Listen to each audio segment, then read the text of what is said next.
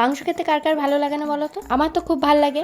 আমি তো সকালে একবার ভাত দিয়ে খাই, দুপুরে একবার ভাত দিয়ে খাই, সন্ধ্যেবেলা মুড়ি দিয়ে খাই, রাতের বেলা একবার রুটি দিয়ে খাই, সকালবেলা মাংস রান্না করে ভাত দিয়ে খেতে বসে পড়ি। এবার আমি তোমাদেরকে বলবো আজকে আমি কিভাবে মাংসটা রান্না করেছি। প্রথমেই গাইস আলু ছুলতে গিয়ে হাত কেটে ফেলেছি।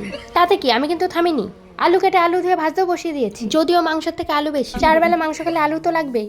আলু ভেজে নিয়ে ওই তেলে ফোড়ন দিয়ে দিয়েছি, তোমাদেরকে আর বলতে হবে না, তোমরা সবাই জানো।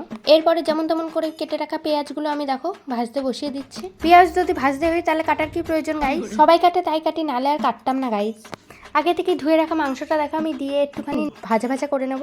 সবাই আমায় এত জ্বালাই গাইজ, আমি মরেই যাবো। এবার দেখো এখন তেজপাতাটাও আমাকে জ্বালাচ্ছে, কি জ্বালাতন। মশলা তোমরা সবাই জানো তাই আর দেখালাম না। মশলা তাড়াতাড়ি করে পেস্ট করে নিয়ে গিয়ে দেখো মাংসটা কষিয়েও ফেলেছি। কষানো হলে হবে গাইজ, এবার তো কষা মাংস দিয়ে ভাত খেতে হবে। আমার মাংসটা তুলে নিয়ে একটু জল দিয়ে দিয়েছি, তারপর দেখো একটু নাড়াচাড়া করে নিচ্ছি। নাড়াচাড়া করে নেওয়ার পর আলুটাও দিয়ে দিচ্ছি। শুধু রান্না করলে হবে না গাইজ, গ্যাসটাকেও পরিষ্কার করতে হবে।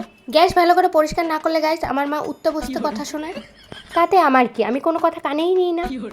এরপর গাইজ ঘরটা ভালো করে মুছে নিচ্ছি। ঘরটা ভালো করে মুছে নিয়ে বাইরেটা একটু ঝাঁট দিয়ে নিলাম। তারপরে আমাকে আবার কতগুলো নারকেল ছাড়াতে হবে, কারণ গাছ থেকে অনেকগুলো নারকেল, আমি নারকেল ছাড়াচ্ছি আর আমার বাবা দেখো পেছন থেকে এসে মারছে। সব এই বাড়িতে এক একজন অবতার হয়েছে, যদিও আমরা সবসময় এরকমভাবেই মজা করি।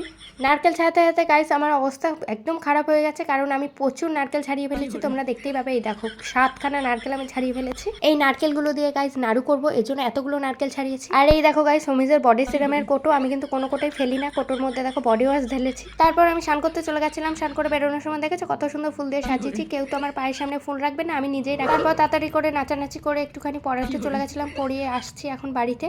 তো চলো টাটা, আবার পরে দেখা হবে।